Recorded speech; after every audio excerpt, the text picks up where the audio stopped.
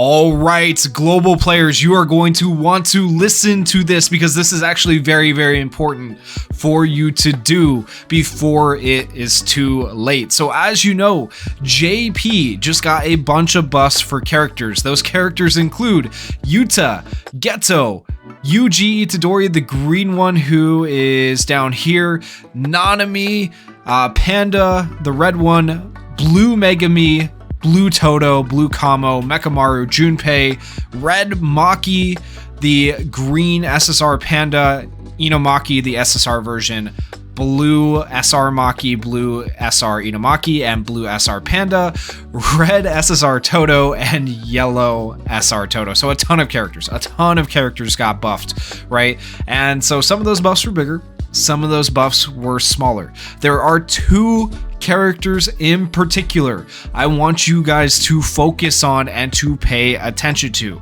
Out of all of these characters, number one is Megumi. Megumi has moved considerably up the ranks, and it's a character a lot of people have because they pulled him off the base banner, but not a lot of people have invested in him. I myself am guilty because he was not that good. Well, now with the new buff, he is so much better, right? He's moved up here to Nobra's level. This Nobra, if you guys have used her on global, is still very good on global right now. Granted, she's not top of the tier list like some of these other characters, but she's had immense uses for people. So this Megumi will actually be very useful. And I could honestly throw Nanami in here as well. Both of these characters are worth looking at now. And Junpei's even moved up a little bit. I've always thought Junpei was kind of a sleeper unit anyways, but realistically, I want you guys to focus on Megumi because I just know people have built up Nanami, people have built up Junpei if they have him, right? Not a lot of people have him, but people that have him or have invested in him. Same with Nanami, but a lot of people have slept on Megumi. So you need to invest in him. So I'm going to talk about what his kit does and why you want to invest in him. And then last but not least, the other main character I want you guys to pay attention to. This is absolutely insane. Geto. He's all the way up in double S tier now. According to the JP players. This is the JP tier list, right? So he is at the top of the tier list next to Yuta, next to Gojo, next to all the Gojos, really, next to Itadori. Like, he is that good. So a lot of people were hesitant to pull on Geto. He is a limited character. If he goes away, you're not going to be able to pull on him, and you're limited on the amount of time you have left for him. At the time of recording this video, you guys have 9 days left to summon this character. Really, it's about 8 days, and while he may not be your best carry right now, he is going to be very, very good in the future. So if you can secure him now, I almost recommend it. Like, he's going to be very, very good. And we have a little bit of breathing room right now before the hidden inventory characters. The only character that's really coming up next that's halfway okay is the Red Nobra, as far as we know, at least. They could surprise us. We'll have to see. But it seems like a good time if you have or have been thinking about summoning for Geto. This might be a good time to do it because he is going to get that buff in the future. And Global is moving faster than JP, so that means we're not going to have to wait a full year to get those buffs like JP did. We're going to get those much sooner. I don't know how much sooner, but much sooner. So kind of worth it, in my opinion, to pull for this Geto. But of course, that is up to you guys. I want to go over what he can do with you now versus what he could do and just lay it all out on the table for you guys to decide for yourselves. So starting with Megumi, that first character I told you to invest in because I know not a lot of people have invested in him. We're going to go through the pre-adjustment and post-adjustment skills for this character. So his characteristic has not changed at all. His skill 1, backhand punch, has been adjusted twice. We're just going to look at the second adjustment, right? So originally, deals 100% taijutsu damage to the selected enemy. If Divine Dog Totality is active, increases own break damage by 20% and deals 140% jujutsu damage to the selected enemy. Like, it was okay, not great. Now post change, deals 100% taijutsu damage to the selected enemy. If Totality is active, increases own break damage by 40% for one time, deals 203.8% jujutsu damage to the selected enemy, and ignores Darkness State when Divine Dog is active. So he'll still land his hits even when in a Darkness State, which makes him like infinitely better, and the damage is really good as well, and 40% break damage versus the 20% that was there before, so 40% is going to be much better. So that is a massive buff for him on skill 1, but all of his skills pretty much got buffed, so all the way around he's just a much better character now. His skill 2, new, deals 80% jujutsu damage to the selected enemy, stuns the selected enemy for a 60% chance. If Divine Dog Totality is active, increases own break damage by 20% one time, deals 140% jujutsu damage to the selected selected enemy.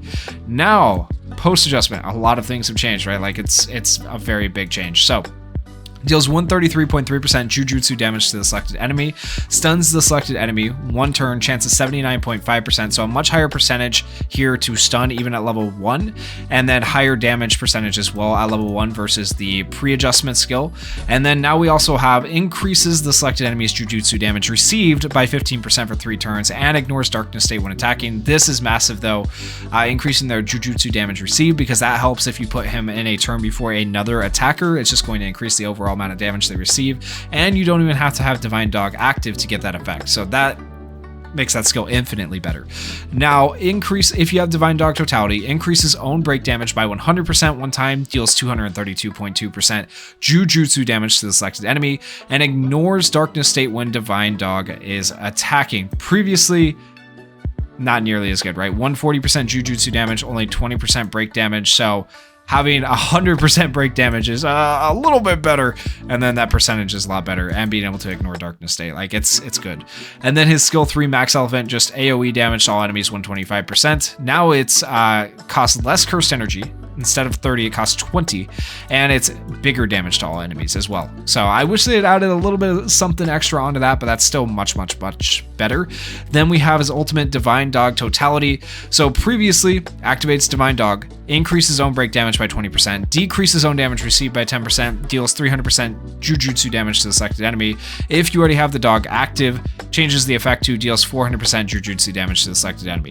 Post adjustment, a lot of changes. Activates Divine Dog Totality, disappears after the unit receives a certain amount of damage, increases own break damage by 100%. So once again, from 20% to 100%. Deals 521% Jujutsu damage to the selected enemy. Previously, that was 300% at level 1, so much better.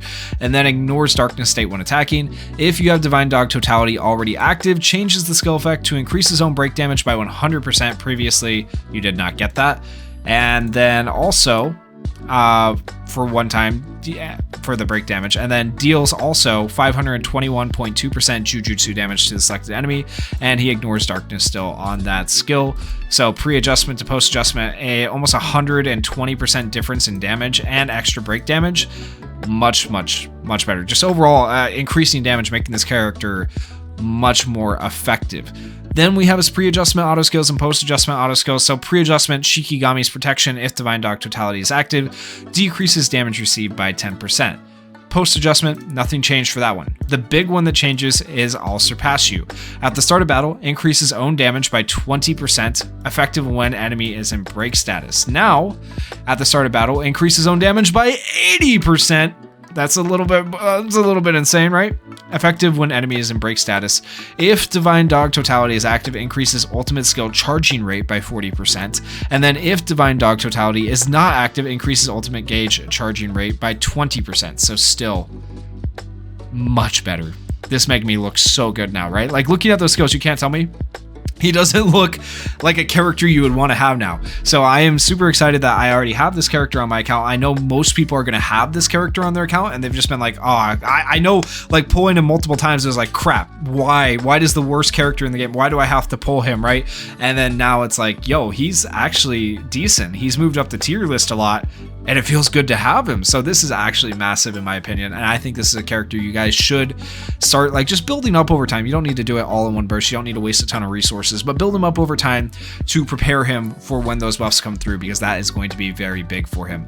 Now, Suguru Geto, I said when I initially covered the buffs video, I said this guy was the big winner, and I guess the JP players agreed, because he is absolutely the big winner from the buffs. He gets so much better, guys, like insanely better. So this Geto, pre-adjustment and post-adjustment, right? So here nothing changes for the characteristic, right? But at the start of each turn, recovers own cursed energy by 20. That's beautiful. Now, skill 1, special grade curse tool, Playful Cloud, deals 120% melee taijutsu damage to the selected enemy. The higher your cursed energy, the higher the critical rate boost. Now, post-adjustment, increases own critical hit rate by 5% regardless, The higher your own cursed energy is, the greater the critical hit rate boost, up to 65%, which you get at 60 cursed energy, which is big. And then additionally, deals 120.1% melee taijutsu damage to the selected enemy. The more cursed energy you have, though, the bigger the damage, up to 60%. Previously, we didn't get a damage boost on skill 1, so that's a lot more damage, better crit rate boost, insanely good, right? And then increases own jujutsu damage as well for a buff that stacks for up to 3 turns by 15% if own cursed energy is 60 or above when you use this. It's so good. What the hell? What the hell is this skill 1? It's absolutely nuts, and it costs no cursed energy, so you can just continually stack jujutsu damage.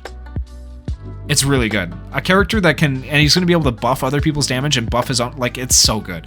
It's so good, guys. Okay, skill 2, Cursed Spirit Manipulation. Deals 181.5% ranged jujutsu damage to the selected enemy for 3 hits. If own cursed energy is 30 or above, decreases the selected enemy's taijutsu damage by 25% for 3 turns. If own cursed energy is 40 or above, increases the selected enemy's jujutsu damage received by 25% for 3 turns. Now, post adjustment, it's going to change quite a bit again. It's like a paragraph now. Deals 227.7 ranged jujutsu damage to the selected enemy for 3 hits. So big change in damage there from 180 to 227. Decreases the selected enemy's taijutsu damage by 28% as opposed to 25%.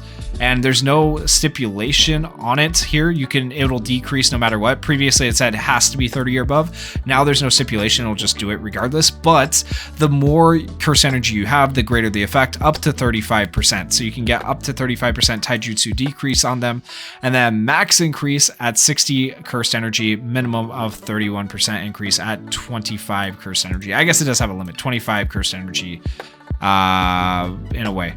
Okay, and then increases the selected enemy's jujutsu damage received by 25% as well for 3 turns. The more cursed energy you have, though, the greater the effect. So same thing you had before. You had to be at 40 cursed energy, it increased it by 25%, but the max was 25%. Now your max is up to 50%, so a 50% damage increase, kind of nuts. And you can stack it for 3 turns, so if you use it multiple turns in a row and then have an attacker going after him, it's really good. It's really good, guys. Max increase is at 60 cursed energy, minimum of 35.5% increase at 25 cursed energy. And then skill 3, Cursed Spirit Manipulation. This was basically just an AoE before, nothing too crazy. So deals 70% ranged jujutsu damage to all enemies. The higher your own cursed energy, the greater the damage boost. Now, increases own damage by 10% one time. The more your cursed energy you have, the greater the increase, up to 100%. So if you're at 60 cursed energy, you get a 100% damage boost on this AoE, which is insane. Deals 100% ranged jujutsu damage to all enemies. Increases all enemies' damage received by 10% for 3 turns, which can be very, very good when you're using another AoE character after this character. And then the more cursed energy you have, the greater the effect, up to 30%. Okay, and then max increase at 60 energy, minimum of 18.4, increase at 25 cursed energy.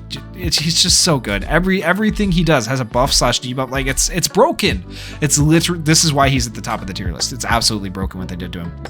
Now, pre-adjustment deals 200% ranged jujutsu damage to all enemies. The higher your own cursed energy is, the greater the damage boost. Reduces own cursed energy to 0 when ultimate skill is performed, right? So now, increases own damage by an additional 20% for 1 turn. The more cursed energy you have, you can get up to a 200% boost versus, what was it? It was, it didn't even say, I don't think. The higher your cursed energy, the greater the damage boost. Yeah, 200% damage boost, though, on top of what you had. You start with a higher percentage, so it's 382% versus the 200% you started with before, which is insane. So deals 382% ranged jujutsu damage to all enemies. Increases own jujutsu damage by another 30%, so just buff, and then base damage like crazy, and then reduces own cursed energy by 60 when ultimate skill is performed. Whatever. I mean, take the L on the cursed energy because you have a nuke. You have a nuke with that. That's so good. Okay. And then his auto skills, I don't know, did anything actually change? Yeah, I was gonna say, I don't think anything actually changed here, but absorption, when defeating an enemy, recovers own cursed energy by 10. The more enemies defeated at once, the greater the cursed energy recovery.